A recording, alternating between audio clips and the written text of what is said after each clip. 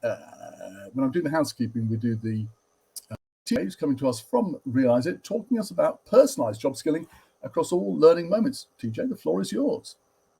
Wonderful. Thank you, Donald, and welcome everybody. Thank you for taking the time to attend the webinar, and hopefully I can share all the good things Donald was mentioning, because personalization is near and dear to my heart here at Realize It, and it's something that I think is really interesting when you think about how people learn in the flow of work and all the moments that they're learning. So hopefully you'll find this interesting and it'll keep the conversation going. And right off the bat, Donald, I think we want to ask a question here, kind of get things started and find out you in your world and what you're doing in your learning roles. What are you doing to personalize learning in your organization today? Absolutely. And I'm really looking forward to the answers to this one, TJ. Look, everyone, we've got a big box there underneath the question in front of you. What are you doing to personalize learning in your organization today? As I said right in the introduction there, it's a big topic, something everyone's talking about at the moment. How real is it? Is this actually happening? Or is it just something that people are talking about? There's no reality behind it. And, personalization could be everything. It could be a technical thing where you're using AI or you're using algorithms in order to help personalize learning. It could be something done at an individual one-on-one basis with managers helping people out. So there's lots of different ways of doing it. I can see, because we're hosts, we can see that people are typing in that box underneath. So please do share your thoughts underneath in the box and let us know what you're doing to personalize learning in your organization today. And I'm sure, TJ, you see a bunch of people. You talk to other people who are doing this right now with Realize It and in other ways.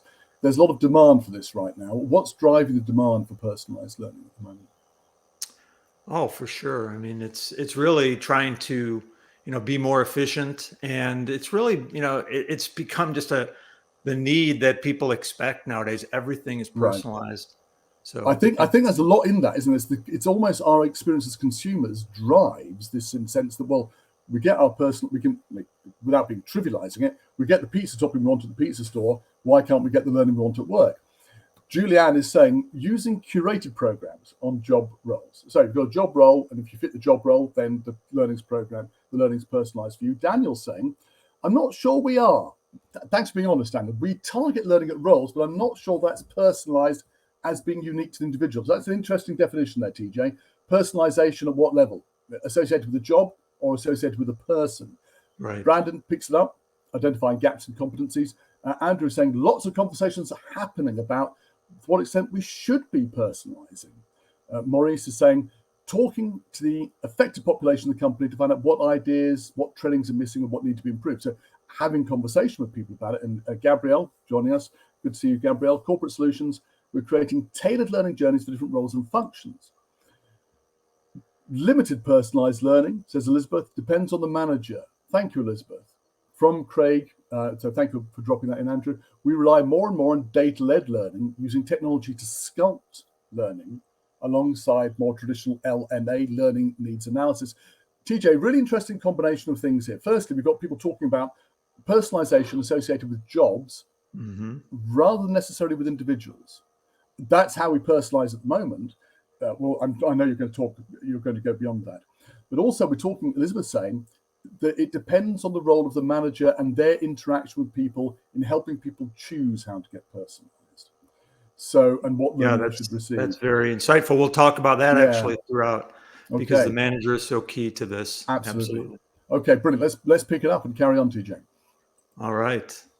Well, let's get moving here. So, here's the agenda of what I'll cover, and I hope what you'll get out of the session is some inspiration, really, to think about how the level of personalization that I talk about is really a possibility in your organization. And I'm going to frame the conversation around modernizing learning, which I really propose needs to be personalized and continuous across all these moments that we'll talk about.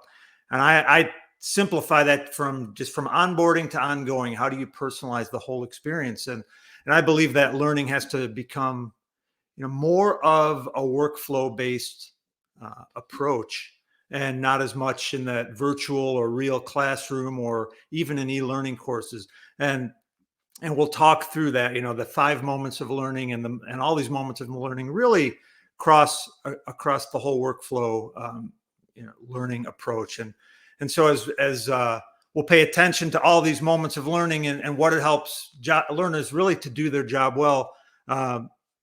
To do that, I'll show you an example through a personalized adaptive learning system, through the Realize It system, and how it really impacted one customer, a large customer that you'll be familiar with. You'll at least understand who it is as I talk about it. But it's a good story, and it really gives you the example of how it's possible to really get started small, but then grow into something even larger.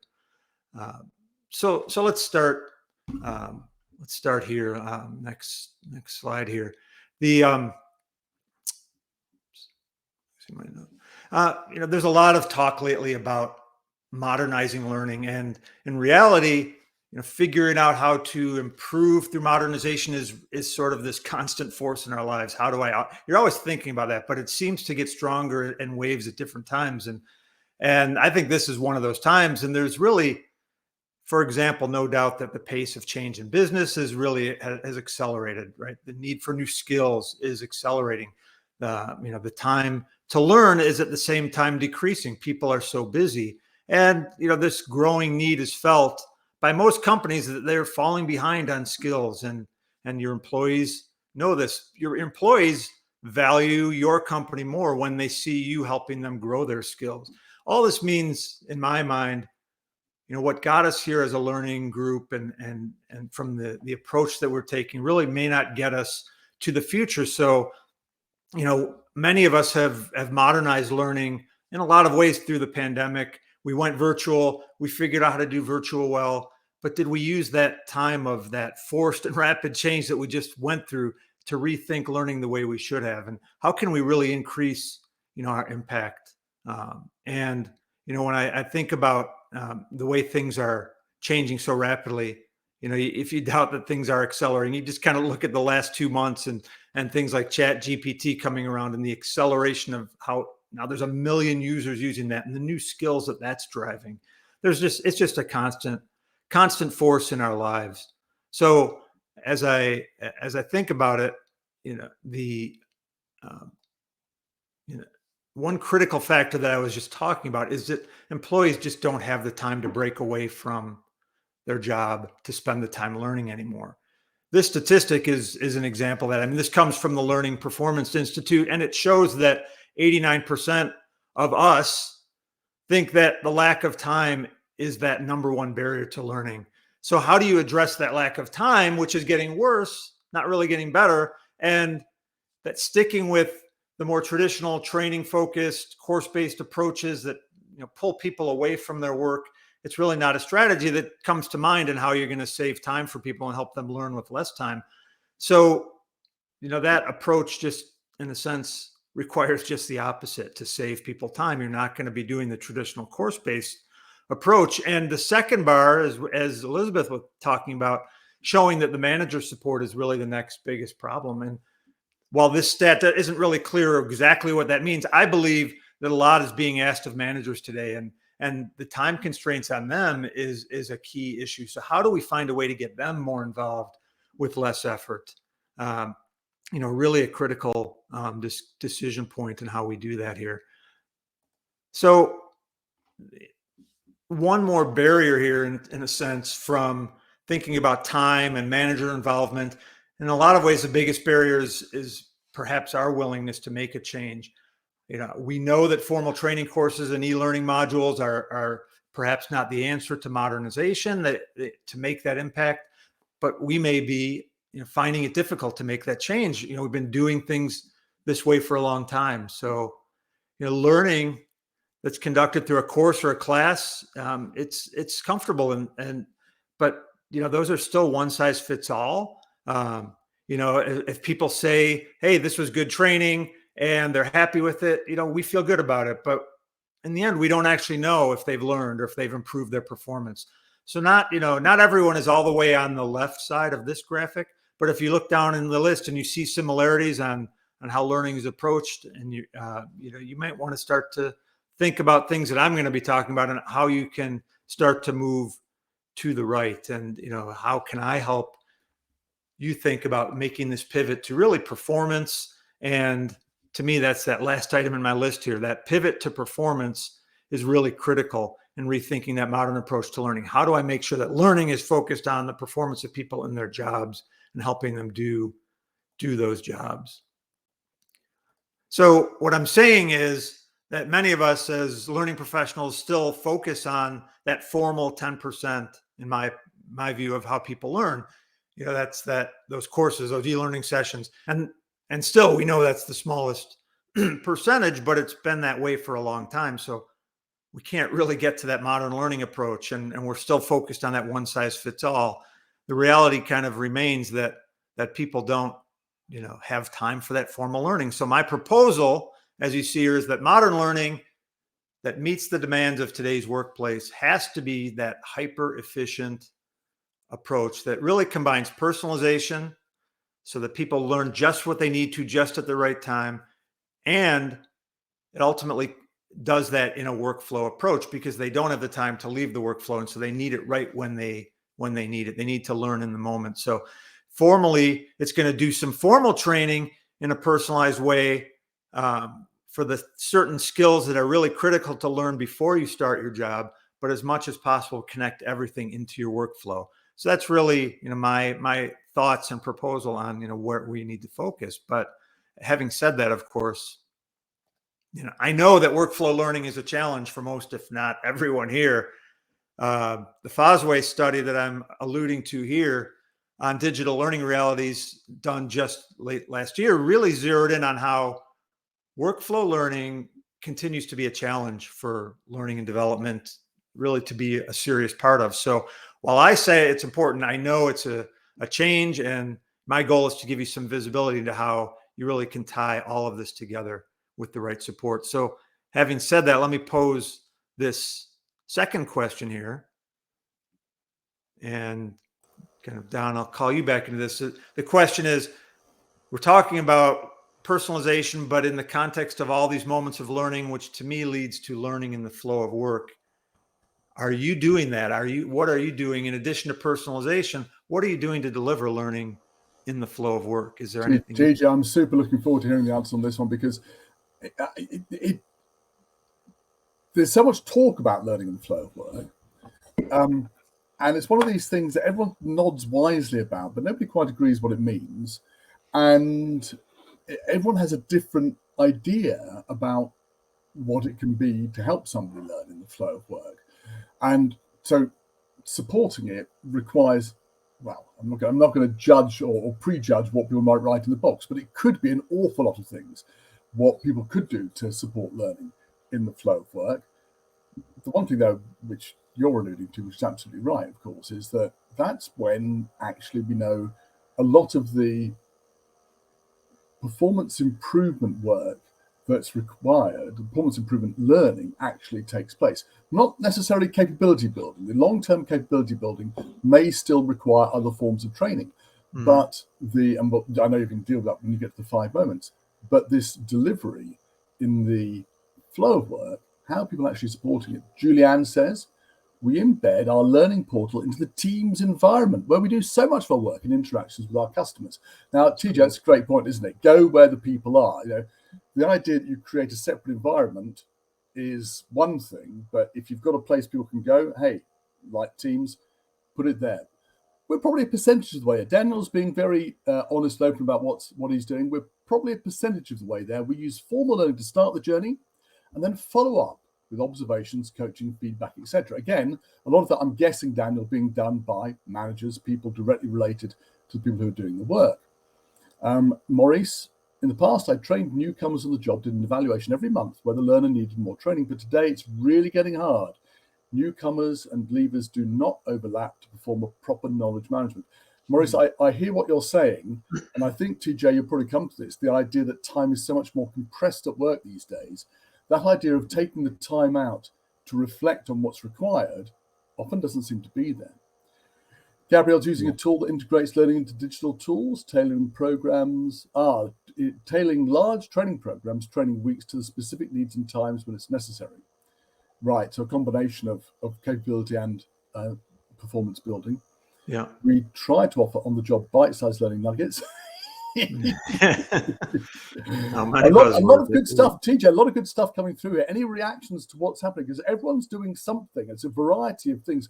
Some people are producing tools, are using tools to cut content down. Other people are doing other things, and some people are just saying, look, it's really difficult. And I think a lot of people talking about how difficult it is to do things. Brad is saying we rely on training coordinators to support employees at the correct time.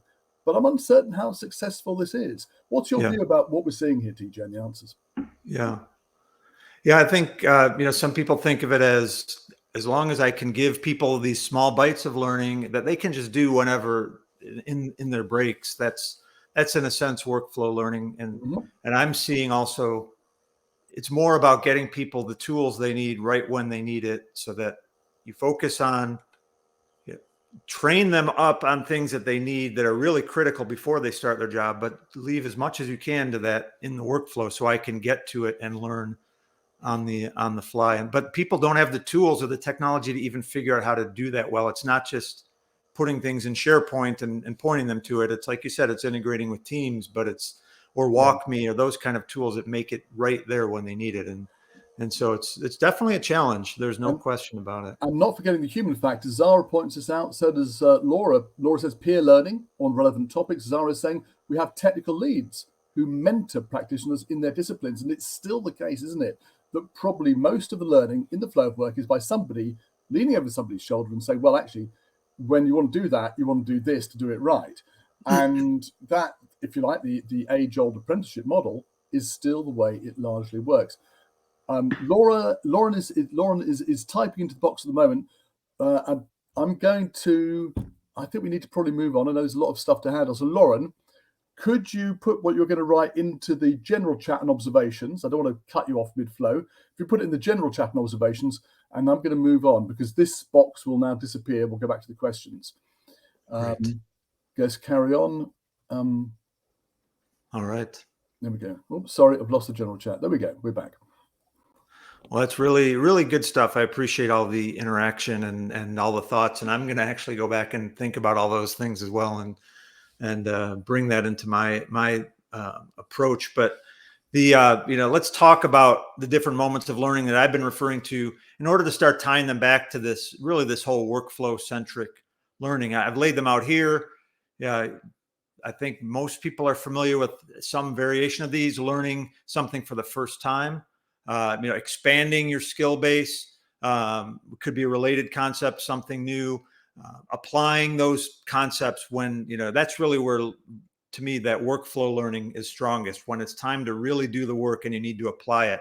Then maybe when something goes wrong, how do you learn and get unstuck because you didn't know quite enough? So now you need to learn a little more, and then learning something that you knew, but now it's changed. So something's changed. How do you stay up to date and stay informed? And while on the surface, these 5 moments that you see here look like a straightforward, almost like a progression from learning something new to, when you need to learn a little more and a little more after that. What I want to make clear in my head is for you is, these have additional meaning when you consider this whole concept of workflow learning. To me, the primary goal is that learning is supposed to help people do their job better.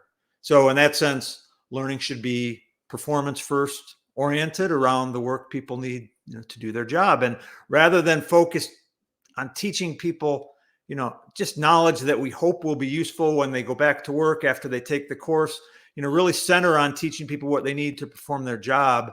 And that's a simple concept, but sometimes it's sort of a big change from how courses are developed. So, learning should be accessible when people are in that real-time moment, like I said, which is sometimes different. Like, how do I get back to my course? How do I get to that LMS? I don't remember how to do that thing. So, how do we, as L&D, help make sure, that it's right at their fingertips, whether it's a tool that's built into their, to their application, or whether it's something that is just readily accessible that leads them through their workflow. The point is, our job isn't necessarily done after that formal training is complete. You have to help them build that competence across all these 5 moments. So, I do want to give credit as well to, the kind of the originators of these 5 moments in that sense, the real thought leaders in L&D, Dr. Conrad Gottfredson and Bob Mosher. They formalized this concept several years ago. And I feel like now more than ever, this is an approach that can help us rethink and modernize to that more workflow-centric learning. So let's keep moving here and talk through a bit more. That one I'm going to skip over in the interest of time. It's more of a summary of what I was just saying. So really, by talking about learning across all the moments of need, we're talking about moving from traditional training to workflow learning that's really focused on performance. But without that right technology, even workflow learning can be almost still a one-size-fits-all. So if you go from courses and then you actually start doing this idea of giving people something that applies more directly to their job, you're mapping out their workflow, you are giving them the tools they need, it's starting to feel a little more like one size fits all because it's a little more tailored to their job and what they need, but it's still, I think not quite down to the level that I'm thinking of. And really, being able to show what's possible when you can tailor each moment to that specific need of each learner and drive that greater performance and greater speed and greater efficiency is something that is where my focus is. So when we talked earlier about personalized learning, and everyone gave great examples of what they were doing. So before I get to my example of a company that's doing this, let's talk about what personalized learning means in my opinion overall. And it does cover most of the things people were talking about, all in different levels. It really, by knowing my role, my location, my division, what I've already learned, all that delivery of what I need to do my job can be tailored just to me. So rather than get that content that, for example, just covers something that someone in my role, but could cover the whole world of locations and what's specific across each location, I have to sift through and find the thing that applies just to me. Now I'm getting that specific portion of that training guide or that material that applies just to my location or where I'm working. So that idea of in context is definitely a common theme in personalization. And then also, though, rather than spending time learning something I already know, can my system that I'm using detect my skill level and speed me past things that would be redundant for me, or knowing where my weaknesses are, can the system help me reinforce those? So when it comes time to giving everyone questions on what to do so that they can keep fresh on their learning, now a system can target me with things that I showed weakness in versus someone else that has a weakness in a different area. So that's another level of personalization. And all this is possible with the right solution. And it works best when you focus on kind of understanding the job and the workflow first, which is something that I'm going to cover. So let me talk for a minute about how modern learning and this workflow approach is easier to develop and manage when you kind of break away from that course building that we're all used to and focus on the workflow. So here I'm starting to do a little bit of a build here. A core building block in this modern learning, workflow learning approach that I feel is important is to deliver this personalized approach is really having a more modern strategy for your content. Traditional learning is kind of built with that content first approach. And it's important to shift that more to the job and the context first approach. So you need to understand the work. And to do this, you have to, rather than define and jump in and define a course or, a real, an e-learning module about something that's kind of a broad topic, it's better to first understand the workflow and ultimately know where you need to train on the jobs that you're really working to improve and help people learn. So a tool like Realize it's going to help you make this transition. And what you see here at the top is a way to take your current content that may be in large blocks of content, courses, for example, and bring those into a system that will help you intelligently break them down into reusable nuggets, in a sense, that represent the tasks, the knowledge that are all sort of hidden in these large pieces of content. And that becomes input to defining the workflow you're training for. And so then once you start having this library of content, you can build that from scratch. But my suggestion is you bring that in from all the content you already have and break it down with a tool like ours. And then, let's take this simple example of, say, a sales engineer.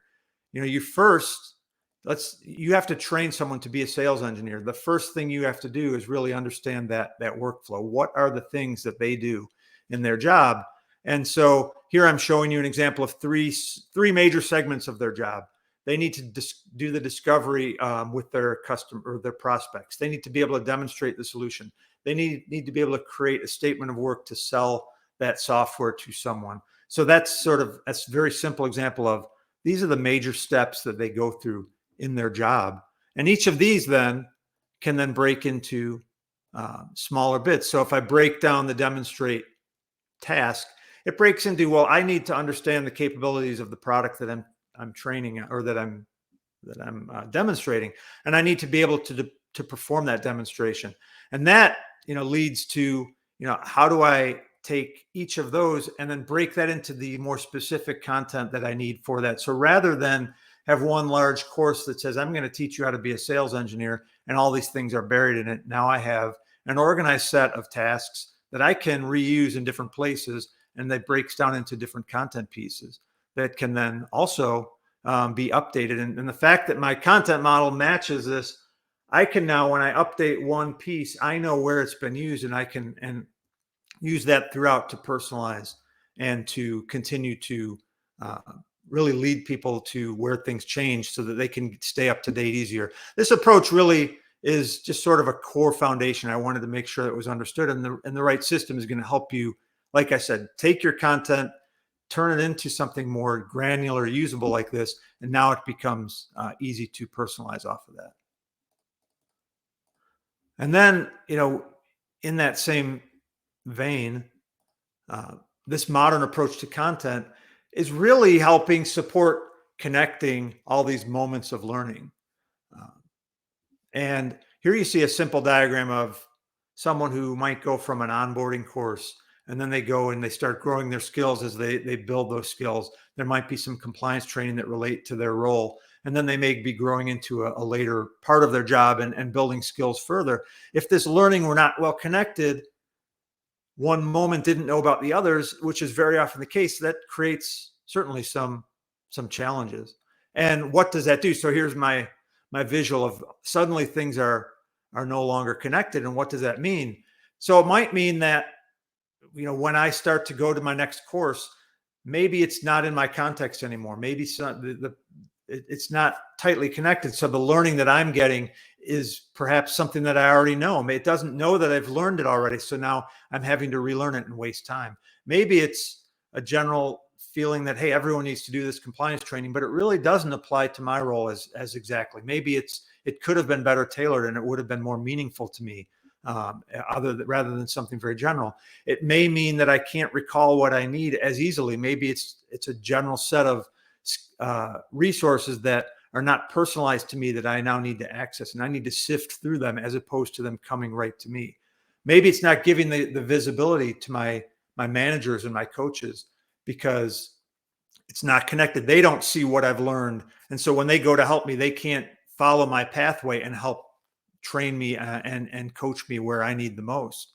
And it could be that when it's time to use those skills, it's not something that I've been coached and learned. The reinforcement that's supposed to come to me isn't tailored to my weaknesses or my strengths. And so it's not leading me the right way. All these things are things that really kind of come from not having, when you're in this sort of course model, people take one thing and then it's not connected to the next thing. It's very difficult to connect all these together. So this modern approach is really, really important. And that content management approach, I think, is a key part of the strategy. And so I'm about to shift gears into my story, but first, let me summarize my list of what I think modern learning must have to deliver this efficient, workflow-oriented experience. So as I've been saying, it must be workflow-centric. It should analyze the job being done and focus on the knowledge and skills needed to perform the job. And we'll see that even more in a minute. And it should be connected, as I just said, as this continuous experience, because there's so many benefits you get from a system that knows what was done before and where they're going next, and helping connect those, to see it as one continuous approach. Third, as part of the role of helping apply learning to the job, it should reinforce on a continuous basis. The skills that you've learned that are not reinforced are going to be quickly forgotten. So how does a system help know that this is where your weaknesses were and give that reinforcement? And fourth, it should provide that, should really like a proper level of guidance, but not be, over prescribing on a single pathway. It shouldn't be just a playlist. That's not really enough personalization. You want to guide them, but you also want to give the learner some choice so that they can guide their experience to what's most important. And fifth important point, in addition to saving the learner time, it's got to engage those managers. It's got to help them coach their employees. It's got to give them the tools they need to really help be part of that personalization. And all this is really made possible with a system like Realize It, that helps you, personalize and adapt to each learner. So having said that, I've taken you through this idea that learning needs to be modernized, and this means personalized learning in the workflow. Workflow learning is based on supporting learners in all these moments of need. So let me shift gears and I'll walk you through a story of this transformation. When I say transformation, it sounds like a really big deal, but I want to be clear that this can happen in stages. What you're going to see, you can start small, you can focus on one moment, you can focus on one role, you can add this into your environment. It doesn't need to be a huge thing as we go forward. So let's take a quick look. This is getting into kind of one of the stories I want to share. So it's about an industry leader that ultimately we're all familiar with in the entertainment industry, and training has really been a hallmark of their success. They're known for premier customer experience, but how they were training their people was, in a sense, pretty old school. Employees were trained away from the work site. When they went to learn about how to do their work, they would learn one job, and there would be other jobs that would be pretty similar, but they didn't have a way to know what they already learned. So they had to start over and learn everything when they wanted to learn another role. Training was very intense, took a lot of time. And their employees wanted to be more mobile. They wanted to get into different roles, but training was not available because of this lack of efficiency. Once they learned one role, they were more or less relegated to that role, and having more flexibility and visibility into, where they didn't have enough people, where people were not keeping up on updates to their training, how do they keep them updated? It was very intense. There were a lot of different things that were going on. So they saw a need to change. I'll just share, a bit more of their sort of starting point, their situation. Think about training in binders. They were encapsulating everything you needed for each role in a binder. When they went to a certain work site, that is what they had to learn. They couldn't then account everything in that one binder for one role may have been similar to another binder for another role, but they could not account for that overlap between roles. All their skills had to then be taught up front as if everything were really critical, because it was all in the binder. So they had to learn it all before they went back to the job. And so accessing that in the flow of work wasn't really feasible. How do you go back to a big binder when you're really on the floor and you're in the middle of really helping customers hand to hand? So that was one thing. And then because of all this manual existence of everything that they needed to learn in these binders, changes became a huge challenge. They were updating 400 binders and trying to ensure people were learning the updates, and nothing was personalized. They didn't get credit for prior knowledge.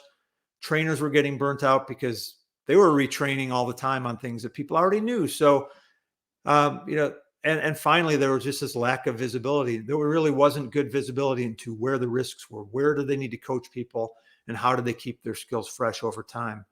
So this is, in a sense, a visual of their sort of starting point. And when you think of, this is an example of two jobs where there were different tasks. everything was considered somewhat critical because they had to learn it right at the beginning. But there were certain tasks that might be in one job that were also in another. So you see those colored in yellow here. There's definitely some overlap between these roles. In some cases, a lot of overlap. If I learned job 1, in reality, all I would have had to learn for job 2 was task number 7 that you see here, because I already knew the other 2. But there really was no way for someone to know that for sure. So I had to go back and start at the beginning and learn job 2. And it was all covered in these binders. So that's kind of their initial starting point. And then this, when you think about that sort of modern approach that they were able to get to, now you're seeing it looks like more of a web, but what you're seeing is now I have these different tasks that are managed as unique pieces of content, pieces of knowledge, and I can piece them together and I can put them into a job. And now I can say, okay, when I've learned task 3 and task 6, I'm learning them for both jobs. And so when I train on one versus the other, there's an understanding that I only need to know the second piece. And also those resources that I need are tailored to each part of the learning. So it's not one big binder. When I update those resources, I know who's taken those and I can target and just tell them to refresh this one task. They don't have to go back and relearn the whole job. So this is just sort of a high level visual of where they were headed and where they were able to get to. And ultimately, their vision was to truly have a system that understood the individual. They were constantly seeking to know, what everyone knows and doesn't know. That if they could have a system that did that, the intelligence could then be used to do these great things, these personalizations things. So that's really what they did. And, these are some of the important goals they were able to achieve, training to what each person needed, speeding them through what they demonstrated, already having competency in, didn't have to redo those things. The line managers had better visibility so that they could see where to coach. They could really understand what was working and what was not.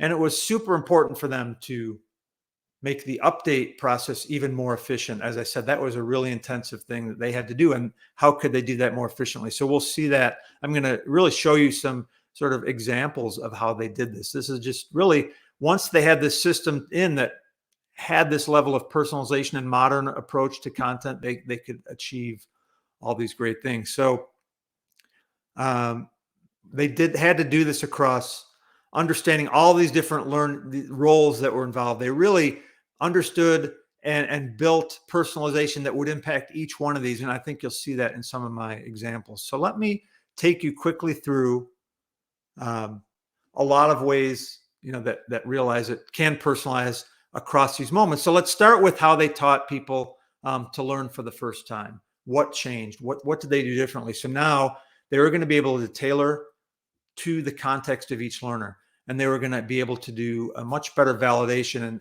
and actually share with their coaches how they were doing. And so these are just a few of the things that really you'll see in some of the examples here, what they were start to be able to achieve as they were learning for the first time, as they were bringing on new people. So one big thing in this is adapting to someone's prior knowledge. So what I'm showing you here is just 2 learners side by side with their onboarding curriculum and where they needed to go. And the system having the ability to understand that Kurt, through some basic, simple onboarding, we call it a determined knowledge function with very few questions, we can tell that Kurt's starting point is different from Holly's. And Holly can not spend time where she already knows things and maybe just spend time where she doesn't. So the idea of having a system that could then speed Holly up and get her working faster because of the personalization that's built in is possible. I'm not really going to show you an example of Holly walking through a very simple pretest that we call determined knowledge. But the idea is that the intelligence of the system knows with the fewest number of questions how to find out what Kelly's or Holly's starting point is. And that's what goes on in the background. And so the next thing I'm showing you here is Kurt, who has this, he's now diving into one area that he needs to learn. This is part of his workflow learning. He needs to learn how to handle food for this part of his job. And so now he's going to be on a guided path, and the path is going to be personalized to him. He needs to do the whole thing. but it also gives him some choice. Some of the things are going to be locked. He can't do those things right now because he hasn't learned enough. And others he could navigate to that are not locked, that he could do at any time. But it's giving him a sense of the things he needs to do on his workflow journey. And this content is in smaller bite size. It's not one big course. He doesn't have to do it all at once, but he needs to do the whole thing.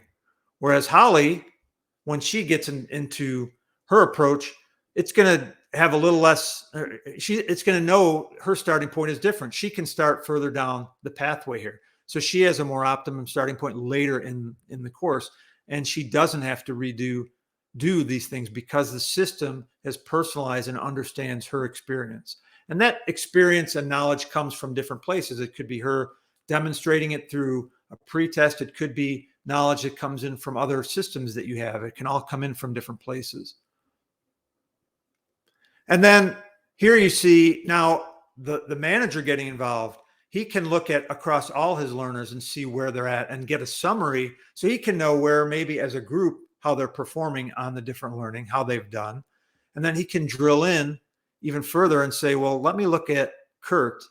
And now the color coding is giving him a very easy visual cue to where Kurt is in his journey and where he needs attention. So it's personalizing and the manager's experience that he can know in a much more detailed level very quickly how to help Kurt. I should get in and really talk to Kurt about this when I do my coaching with Kurt. I don't need to spend as much time where he's doing well. Let's focus on where he's challenged. And so that sort of visual approach to this granular learning is all part of the system. And then Holly, of course, she's speeding through, motoring through, getting, really showing off that, she's doing fine. So her coach, again, knows that maybe she doesn't need as much help, but can maybe help move Holly along to the next thing faster. So giving that visibility to the coach, even down to having detailed suggestions that, in this case, you can see a dashboard that says, as my coach, hey, you might want to look at Melody. She's struggling in this area because of the way the content is set up, because of the intelligence of the system. It's bringing to the attention of all the right people what they need to focus on. So you get a little bit of that view of that first time learning, as you've seen. So now I'm going to talk about really an important area for them was, now that they've learned, how do I help them grow into new roles faster? How do I help them expand their skill base? What's possible in that sense? So in that sense, the system knows my history, knows what I've learned. It can, again, speed me past areas I know, and it knows the interrelationship between my jobs. So now when I do one job and I'm looking to move to another role, it's going to know where the best roles are and what I can do most quickly. So in this case, I'm now looking at a learner coming in who's already learned to be, in this case, a clean room assembler. That's the job they've learned. And the learning that they had to go through is highlighted here. They've done 41 of their learning nodes and they've finished that. And now I want to learn, and I'm assigned to learn the role of senior packaging machine operator. And you can see that a lot of my learning is actually already finished. I've already done that because there's so much overlap between these, but there's a little bit that's different. So that cross-training is much more efficient because all these jobs are connected in what they're all about. So now I'm looking at this, again, side by side. What I learned already as a clean room assembler, what I need to learn to be a machine operator, the top part of the common areas, and that one area of skill, this machine operation for machine B, is all I need to learn. And so if I look at that in that workflow map, again, this is showing what I need to do on my workflow, getting me right to it, but also pointing out this is what I've already learned. I'm already done with clean room assembler. But when I add in and look at the same view from a machine operator, it's pointing out, look, these are the only things you need to learn. They're not done yet. And now it's taking me right to those. So this was a huge benefit for them, was helping people learn more quickly to go to another role, and really pointing out, if you already know this role, all you need to do are these few things and you'll be up to speed. And now it takes them in, they can start just learning those one task, that one area. They jump in, they're doing the learning. This is showing you just a bit of a typical learning interface that you could do in the system, and they can get through it and they're up and running in that job. So that's sort of that expanding the skills base. Moving through quickly, now that I've learned in sort of that formal way, but in a less traditional way, It hasn't been a course. I've been learning, kind of grasping the workflow, understanding the different pieces of learning. Now I'm into actually applying it on the job. And this is where those maps that you were looking at, I'm calling that a learning GPS. That becomes almost a digital coach, something that I can refer back to and I can go back and learn when I need to on the job. So let me share that a little bit with you. In this case, I'll kind of recall that sales engineer example I was talking about earlier. Whereas now I've learned, I've done my initial learning, and I need to start doing my job. So this resource of my learning that's personalized to me is all there for me. I can now say, okay, I'm about to do a discovery call with a customer. I can jump back in and select that and get right into my learning map and understand what I need to do. So I've already been through this. I've already built some skill. And this becomes a coach that says, well, if I need to do it again, if I need to really use this on the job, I can get right back to it. That nugget of learning, that piece is right there for me. I can click on it. I can jump into it, and I'm in that learning. In this case, now I'm looking at some of that content. This is some of my tips. These are some of the things that I even highlighted. So everything that I was doing in my learning, maybe I took notes, maybe I highlighted it. It's all there for me to recall when I need it at my fingertips.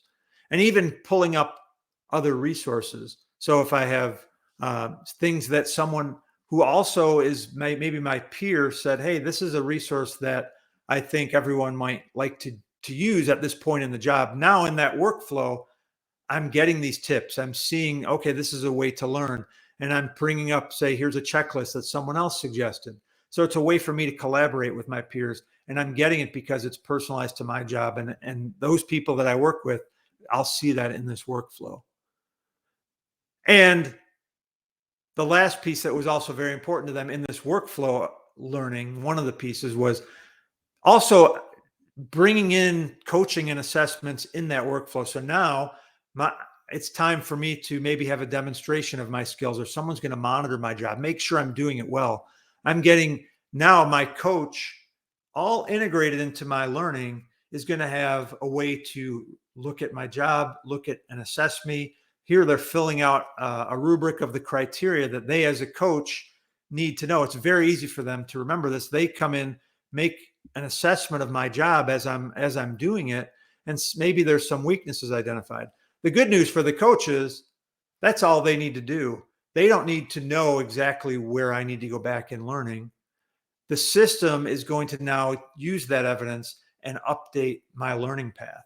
So now where I used to, based on my coach's input, what used to be a green node for me that said I was doing okay has changed red. And that's next time I go in, it's going to be personalized. Tell me, you need to go back and relook at this. So just by the coach having that ability to assess my skills, and it's all interconnected, I now know where to go to improve those skills. And that's all personalized to my approach. Last thing I'll touch on, and we'll open it up for some questions, is sort of that ending cycle. You've been through, how do I learn something new? How do I expand? How do I apply things with a personalized approach? Now, how perhaps when things change. This was also a huge thing for this customer of ours.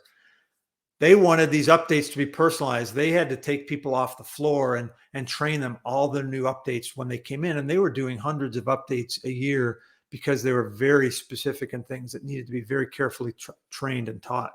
So how do I get those kind of updates? There are other things I won't go into, like how do I get personalized reinforcement just for me? All that's automatic when a system is personalized like this. But I'm just going to focus on this one, managing changes, which was so important to them. You envision they were rolling out their changes in golf carts, riding to each work site, updating binders, telling people it's time to do your update. They had to go off the floor and look at that binder and say they did it. Now it was all coming to them electronically, but what did that really mean? And what was the power behind that? So how do they stay current with changes? So me as a learner, the system knows what I've learned. So when any one piece changes and the learning team pushes it out, it comes right to me. And it's not like I have to go back and relearn the whole course. It's very targeted. So in this case, COVID came along. Hand washing was a big issue. How do I do those procedures properly? How do I push out a new approach to that? And so this is just a simple example showing now what I see is, what did it used to say, almost highlighted in a sense that this is no longer valid. And now here's the new approach. And it's very targeted. And I can read it, I can get in, I can get that change, and I can even sign off that I've done it. And that's all tracked for my team. So now that simplicity of updates was so important to them. And as a manager, I can track now, all that data is in the system. So I know each person, what they're doing, what they need to be doing. And I can have a view into, in this case, different skills. Are there people that are, falling behind on doing their updates? Do I need to make sure they get those updates done in time? Are they falling out of compliance because I need them to refresh their training every year? And it's targeted to each person. And I now have visibility into this. So I, as a manager, can really dive into this and really understand it at a glance and help run my business better. So again, all of that, and when it comes to managing changes, was very important to them. How do they keep their people up to date? And this visibility was all part of that approach.